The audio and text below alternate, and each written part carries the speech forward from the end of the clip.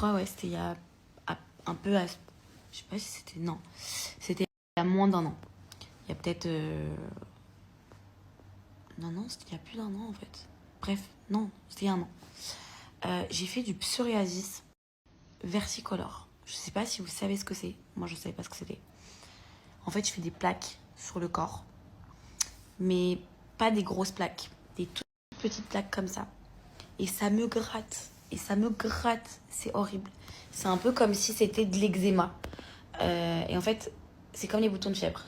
Dès que tu l'attrapes une fois, tu l'attrapes toujours. C'est dû à quoi? Le stress, l'angoisse, l'anxiété. C'est horrible. J'étais allée voir un médecin, on m'a dit non, mais c'est... Au début, on m'avait dit que c'était des champignons, mais ça ressemblait pas à des champignons. Je suis allée voir un autre médecin, on m'a dit que c'était de l'eczéma. Et ensuite, ma copine Céline, elle m'a emmené voir un dermatologue qui était incroyable. Il m'a analysé, il a regardé mon corps. Et j'en avais partout sur le corps. C'était horrible. J'arrivais pas à dormir, je me grattais. Il m'a dit, mademoiselle, vous avez du psoriasis versicolore. Vous faites du psoriasis versicolore. Et il me dit, en gros, bah, vous aurez ça toute votre vie. Ça se soigne. Il n'y a pas de médicaments à prendre ou quoi, c'est une crème spéciale à mettre. Mais en gros, dès que vous allez être stressé, dès que vous n'êtes pas bien ou quoi, et bah, c'est en gros votre corps qui va parler pour vous alerter, quoi. En gros, c'est ça.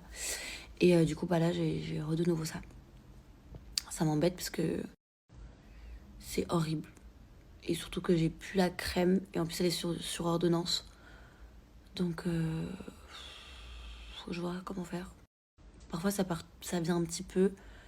En vrai, j'ai toujours eu un petit peu, mais vraiment léger. Mais là, je commence à avoir beaucoup, genre partout sur le corps. C'est vraiment horrible. En fait, ce qui est relou, c'est que... Bah déjà, ça fait mal. Ça fait vraiment super mal. Enfin, ça gratte. Et tu te grattes jusqu'à... T'arraches ta peau. Et en fait, c'est relou parce que du coup, ça te laisse des taches sur le corps. C'est pas censé te laisser des taches de corps, sur le corps, mais tellement tu grattes, bah du coup, tu te fais des cicatrices. Donc c'est relou. Et là, j'en ai genre sur les jambes, au niveau des coudes. C'est quelque chose que t'as beaucoup par exemple, entre les doigts, sur les coudes, sur les pieds. Mais sur les pieds, genre. Là, j'en ai sur mes petites fesses. J'en ai vraiment partout. Et c'est horrible. Voilà. Je raconte ma life. Mais j'aimerais bien savoir s'il y a des gens qui ont aussi cette maladie, entre guillemets. Après, moi, je me dis que je pense que ça peut partir. C'est comme les boutons de fièvre. Moi, j'étais grave sujette aux boutons de fièvre. Dès que j'étais malade, j'avais un bouton de fièvre. Quand j'étais plus jeune. Tout le temps. Parfois, ça m'arrivait d'avoir 2 boutons de fièvre ici, 3 ici. C'était horrible. J'avais la bouche comme ça. C'est vraiment horrible. Et en fait, j'ai plus. Dieu merci, j'en ai plus même quand je tombe malade. Donc, je me dis que pour ça aussi, peut-être que j'aurais plus. Moi, c'est comme les angines. J'ai tout le temps des angines. Mais quand je dis tout le temps, c'est tout le temps. Ça s'est calmé dernièrement, mais là, ça commence à revenir un peu. Genre. Quand je suis revenue de Bali, j'ai eu une angine. Et j'ai l'impression que dès que je tombe un peu malade ou que je prends froid, bah, j'ai une angine directe. Et j'ai toujours eu peur de faire une opération et d'enlever mes amygdales. Je sais pas pourquoi j'ai peur, mais j'ai toujours eu peur.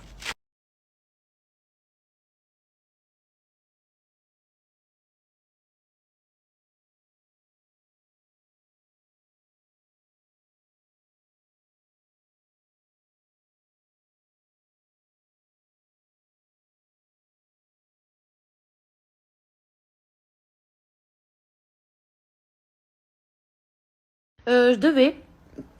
Je devais y aller. Et je voulais y aller pour voir ma copine. Mais je peux pas, malheureusement. Manque de temps. J'y serai pas. Je pense peut-être. J'y passerai cette année, je pense, même, c'est sûr. Mais plus en fin d'année que maintenant.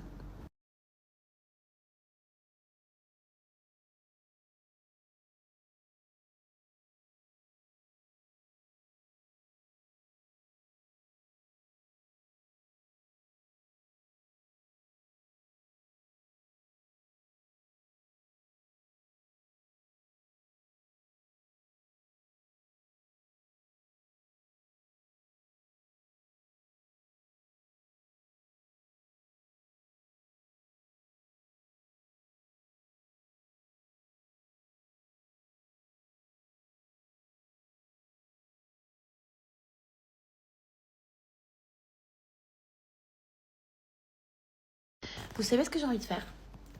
J'ai envie de, une fois, 2 fois par mois par exemple,